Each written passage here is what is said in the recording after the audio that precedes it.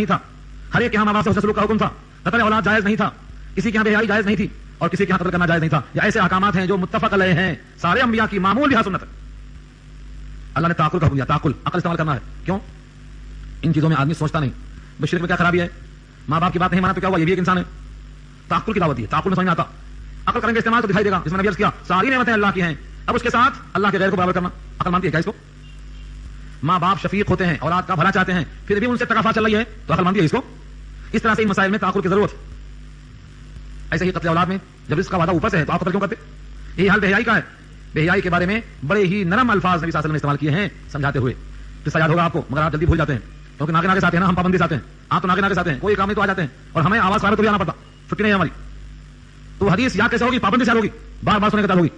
ایک صاحب آئے, کہا اللہ کے نبی میں اسلام میں آنا چاہتا ہوں مگر میری ایک شرط آدھی ہوں, مجھے اس کے بغیر چارے کام نہیں ہے, مجھے اجازت دے دو اس کے لیے بس, اور میری کوئی شرط نہیں ہے, مجھے اسلام میں آنا ہے. آپ نے نہیں کہا ڈنڈے مارتا ہوں یا جوتے مارتا ہوں یا بدتمیز ہے تو نہیں, حکمت اسی کو بولتے. قرآن کریم میں کہا گیا نا کہ نبی تلاوت کرتے, تعلیم کتاب کرتے, تزکیہ قلب کرتے, حکمت کی بات سکھاتے. یہ حکمت کی بات دیکھو, بٹھایا, کہا کیا تم چاہتے ہو کہ تمہاری بیٹی کے ساتھ کوئی زنا کرے؟ جو اپنی بیٹی یاد آئی تو دل کھڑا ہوگا, کہا نہیں میں نہیں چاہتا ہوں. کہا پہ تم جس سے زنا کریں گے وہ کسی کی بیٹی ہوگی, وہ بھی نہیں چاہتا ایسا.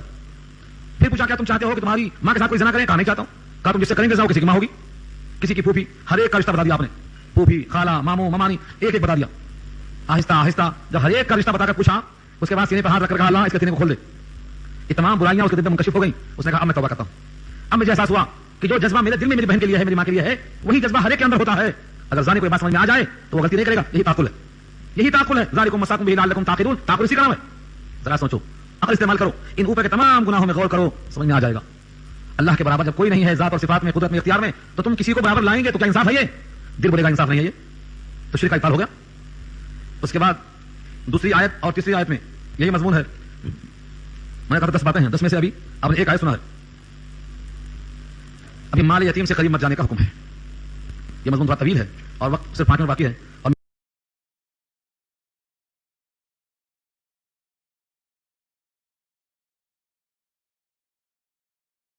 گزشتہ ہفتے میں 8واں پارہ سورہ انعام آیت نمبر 1 مقدمے میں یہ بات بتائی گئی تھی کہ 3 آیتیں وصیت نامہ ہیں جس پر اللہ کے نبی صلی اللہ علیہ وسلم کی تصدیق موجود ہے. انبیاء سابقہ میں کوئی ایسی کتاب نہیں لائے جن میں نصیحتیں موجود نہیں تھیں. سارے انبیاء کی شریعتوں میں یہ مسائل موجود, اس میں کوئی تبدیلی نہیں. تورات کا آغاز بھی انہی کلمات سے ہوا ہے, کتاب احبار کے حوالے سے. ان میں سے 10 باتیں بتائی گئی ہیں, میں کچھ گزشتہ کا یاد کر دوں. نمبر 1, اللہ کے ساتھ شریک نہ کرنا, والدین کے ساتھ حسن سلوک کرنا, اولاد کا قتل اس خوف سے کہ کہاں سے کھائیں گے کہاں سے کھلائیں گے, کھلی ہوئی بے حیائی کے قریب جانا. یہ تمام چیزیں ممنوعات میں سے تھیں. آخری چیز جو چل رہی تھی اس کا تذکرہ تھا کہ جس جان کو اللہ نے حرام قرار دیا ہے اسے قتل کرنا ناحق طریقے پر, یہ سب ممنوعات میں سے. ان کی خرابیاں نظر کیسے آئیں گی؟ لعلکم تعقلون نے واضح کر دیا کہ تم تعقل اور غور و فکر کر لو تو سمجھ میں آ جائیں گی. اس کے بعد دوسرا مرحلہ ہے ولا تقربوا مال الیتیم, یتیم کے مال کے قریب مت جاؤ. بالعموم ہوتا یہ کہ جس مال کا کوئی وارث نہ ہو اس کو ہڑپ کرنے میں لوگ سمجھتے ہیں کہ آسانی سے موقع مل جاتا ہے, اور جو یتیم کسی کی تربیت میں ہو, پرورش میں ہو, نگہداشت میں ہو, وہ بھی یتیم کے مال کو بتدریج ہڑپ کر جاتا ہے. اس کی 2-3 شکلیں گزشتہ آیت سورہ النساء کے حوالے سے آ چکی ہیں کہ اس کے مال کو اس سے پہلے کہ وہ بالغ ہو جلدی جلدی خرچ کر دینا, یا ایسے مقام پہ لگا دینا جہاں اس کا اختیار ختم ہو جائے. اس سے پہلے کہ بڑا ہو کر وہ مانگنے کے لائق ہو, اپنے مال سے اس کے مال کو تبدیل کرتے ہوئے اس کا اچھا مال لے لینا, اس کے بدلے خراب مال رکھ دینا. یہ سب شکلیں سورہ النساء میں آ چکی ہیں. یتیم کے مال کے قریب نہ جانے کا جو حکم ہے اس میں اشارہ یہ ہے کہ جو مال کسی کمزور کا ہو, یہ مت سمجھو کہ اب اس کا کوئی وارث نہیں ہے, کوئی پرسان حال نہیں ہے, لہذا کرنے والا ہے نکل جاؤ. ہر ایسے شخص کے لیے اللہ تعالیٰ کا تصور کرو کہ قیامت میں اس کی طرف سے تمہارا مواخذہ کریں گے. جس مال کا کوئی وارث نہیں, کوئی پرسان حال نہیں, ان تمام کو ہلکا اور آسان سمجھ کے مت نکلو. تمہارے یتیم کے قریب مت جاؤ الا باللتی ہی احسن, مگر ایسے طریقے سے جو کہ احسن ہو. احسن طریقہ بھی بتایا گیا ہے. اگر کوئی آدمی کسی یتیم کی پرورش کرتا ہے اور اس کا مال میراث میں آیا ہوا ہے تو مہنتانے کے طور پر اس میں سے کھا سکتا ہے دستور کے مطابق. لیکن اگر غنی ہے, مالدار ہے, تو نہ کھانا زیادہ بہتر ہے. سورہ النساء کے الفاظ ہیں من کان غنیا فلیستعفف ومن کان فقیرا فلیاکل بالمعروف. اگر غنی ہے تو بچ جائے, نہ کھائے, استعمال نہ کرے, اور اگر فقیر ہے تو حق الخدمت مہنتانہ کے طور پر کھا سکتا ہے. یہ ہے احسن کی تشریح, الا باللتی ہی احسن حتی یبلغ اشدہ, یہاں تک کہ وہ پہنچ جائے اپنی پختہ عمر کو. یبلغ بلغ یبلغ کے معنی پہنچنے کے آتے ہیں. بچے کو بالغ ہونا اسی سے بولتے ہیں کہ وہ ایک حد عمر کو پہنچ گیا. جیسے شعور کی عمر 40 سال ہے, ایسے ہی بلوغ کی عمر 15 سال ہے, بچیوں کے لیے 13 سال ہے. حتی یبلغ اشدہ, یہاں تک کہ وہ اپنے اشد یعنی پختگی کو پہنچ جائے، سن شعور کو پہنچ جائے. مختلف آیتوں میں یہ بات واضح ہے کہ 15 سال کی عمر بتائی گئی ہے اس کے لیے اور 13 سال کی بچیوں کے لیے بتائی گئی ہے. اس پر کئی واقعات کچھ آپ سن چکے ہیں، ان تمام کو یاد کرنے کی ضرورت نہیں ہے، مگر ایک لفظ یہاں توجہ کا طالب ہے. اللہ نے یہ نہیں کہا حتی یبلغ اشدہ، یہاں تک کہ وہ اپنے 15 سال کو پہنچ جائے یا اپنے سن شعور کو پہنچ جائے. لفظ اشدہ آیا ہے یہاں، اور اس کی تشریح نساء میں آئی ہے فَإِنْ آنَسْتُم مِّنْهُمْ رُشْدًا، اگر تم اس بچے کے اندر رشد و ہدایت، سوجھ بوجھ، شعور، عقل کی پختگی محسوس کرتے ہو تو اس کا مال اس کے حوالے کر دو. یعنی 15 سال کے بعد مال کو بہرحال واپس کرنا لازم نہیں ہے اگر اس کی عقل خراب ہے. بعض دفعہ 15 سال کے بعد بھی اس کی عقل صحیح نہیں ہوتی، تو ایسوں کے لیے 15 سال کے بعد مال کا واپس کرنا ضروری نہیں ہے، تب وقت کہ اس میں شعور پیدا نہ ہو جائے. اور بعض لوگوں نے وضاحت کی ہے یہاں تک کہ وہ طلب کرنے کے لائق نہ ہو جائے. جب وہ طلب کرے تو اس کا مال واپس کر دو. تو 3 چیزیں ہو گئی. نمبر 1 اس کی عمر 15 کو پہنچ جائے. نمبر 2 شعور تم اس میں محسوس کر لو. اور نمبر 3 یہ مطالبہ کرنا شروع کر دے. بعض اکابر نے کہا ہے اگر وہ مطالبہ کرنا شروع کر دے اور تم یہ محسوس کرو کہ اس کے اندر شعور پختہ نہیں ہوا ہے تو بڑی حکمت کے ساتھ دل آزاری سے بچتے ہوئے اسے آگے بڑھاتے جاؤ یہاں تک کہ شعور پختہ ہو جائے، ورنہ وہ مال کو ضائع کر دے گا. اور جو مقصود ہے تمہارے پاس مال کو رکھنے کا وہ فوت ہو جائے گا. اس لیے اس کے مطالبے پر نہ دل آزاری کی بات کرو اور نہ اٹھا کر پھینک دو، بلکہ اس کو بڑی محنت سے، شفقت سے، جیسے اپنے بچوں کو کبھی کبھی بچے رکھوا دیتے ہیں، اماں تم رکھ لو، ابا تم رکھ لو، اور گھڑی بگھڑی موقع بے موقع مانگنا شروع کرتے ہیں. لیکن ماں باپ بڑی حکمت سے اس کو رکھا دیتے ہیں، بیٹا تمہیں یہ دلا دیں گے، تمہیں وہ دلا دیں گے. تو جس طرح اپنے بچوں کی دل بالائی کے ساتھ دن کے اوقات گزار دیتے ہو ایسا وہاں بھی کرو تاکہ بچوں کی دل آزاری بھی نہ ہو اور مال ضائع بھی نہ ہو. وَأَوْفُوا الْكَيْلَ وَالْمِيزَانَ بِالْقِسْطِ، اور پورا کرو ناپ کو اور تول کو انصاف کے ساتھ.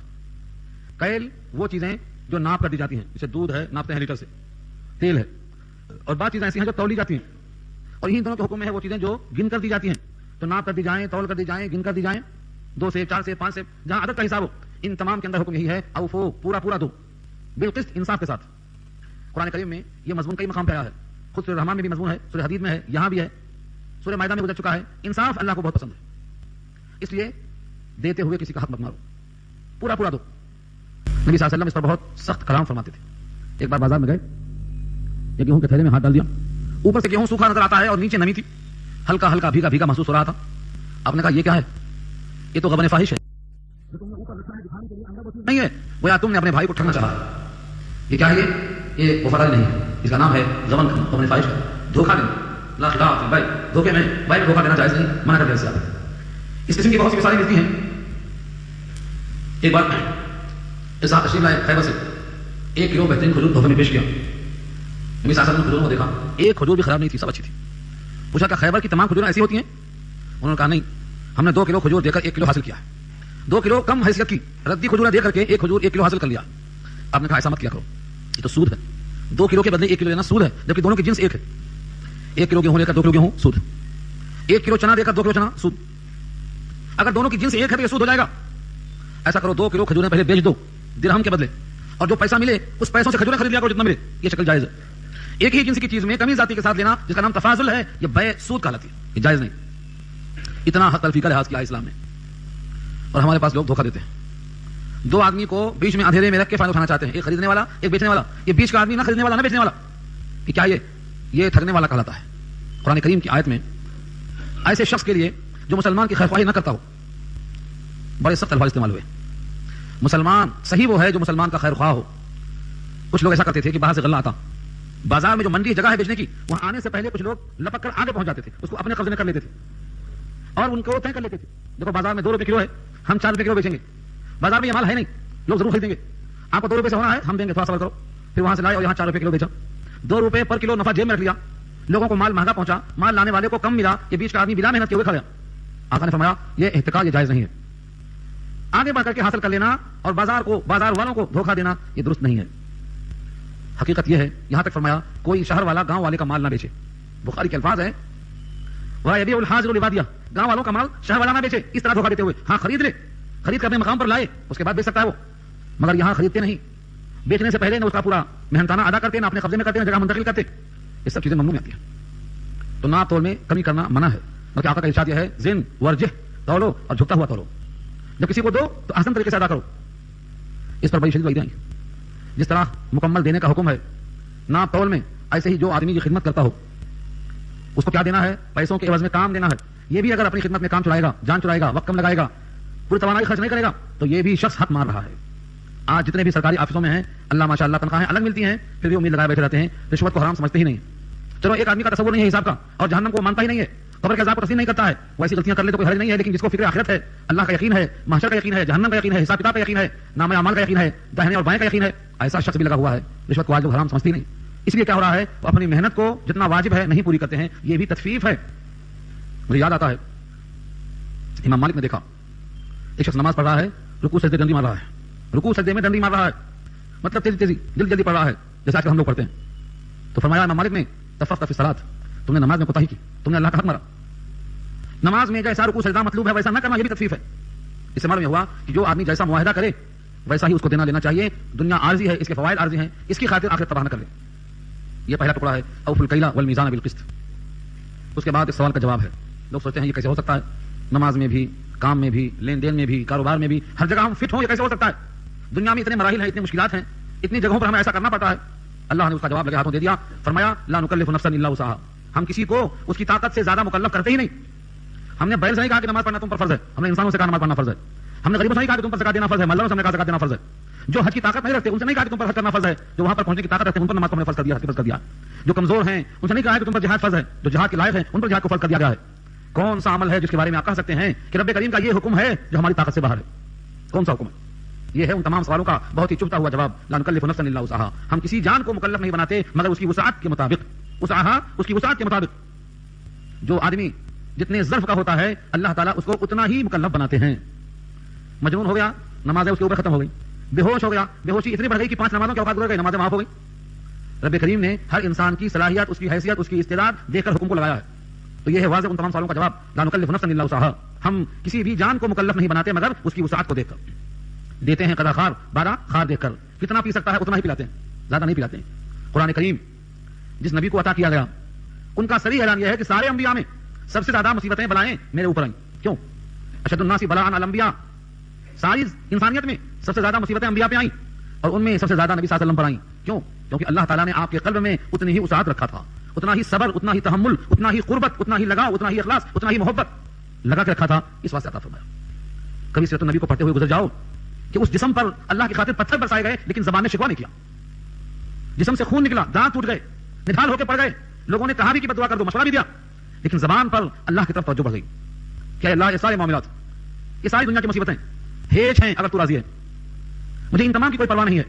دنیا کی مصیبتوں پر توجہ کی ضرورت ہی نہیں ہے. اگر تو راضی ہے تو مجھے ان کی کوئی پرواہ نہیں ہے. اس کا مطلب کیا ہوا کہ اگر مصیبتیں آئیں، پریشانیاں آئیں، سختیاں آئیں تو یہ مت سمجھو کہ ہم پر بلائیں بہت ڈال دی گئی ہیں. یوں سمجھو کہ اللہ تعالیٰ نے ہمارے ایمان کی قوت کے مطابق ہم پر بوجھ ڈالا ہے. نمازیں بچوں پر فرض کیوں نہیں کیا؟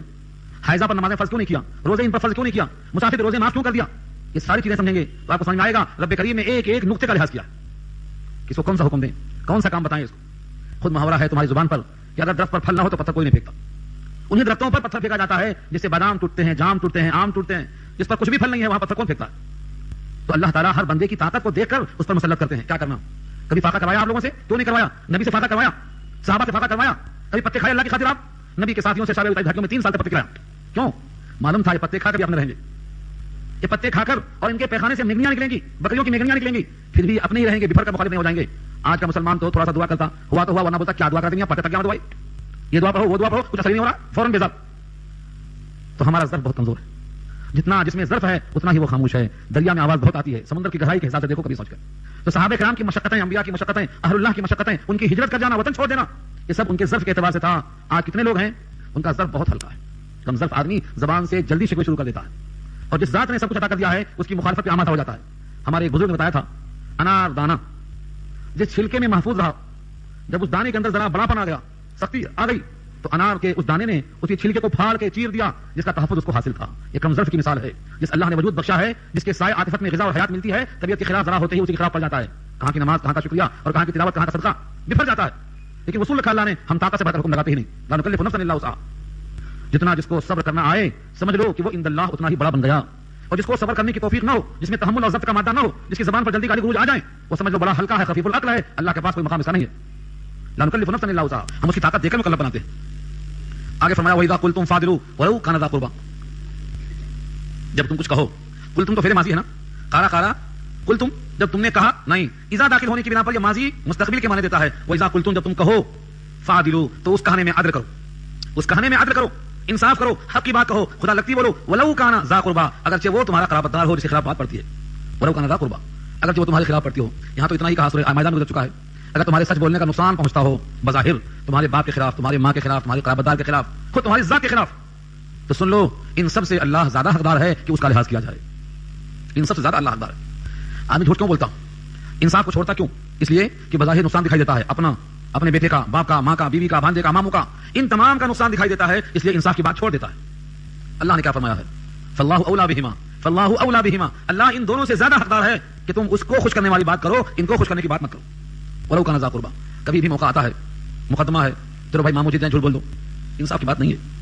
تختہ دار پہ بھی انسان پہنچ جائے تو سچ بولنا ہے, تو جان بار بار نہیں جائے گی, اس جان کا اور اس جسم کا نصیبہ بڑھ جائے گا جب وہ سچ بولنے پر مارا جائے گا. سچ بولنے پر جو مارا جائے گا اس کا مقدر بڑھ جائے گا. اس کا اندازہ کوئی نہیں کر سکتا ہے. 2 صحابی کا نام لیا تھا میں نے اس سے پہلے, حضرت خبیب اور زید کا. تفصیلی واقعہ آپ پڑھ لیجیے.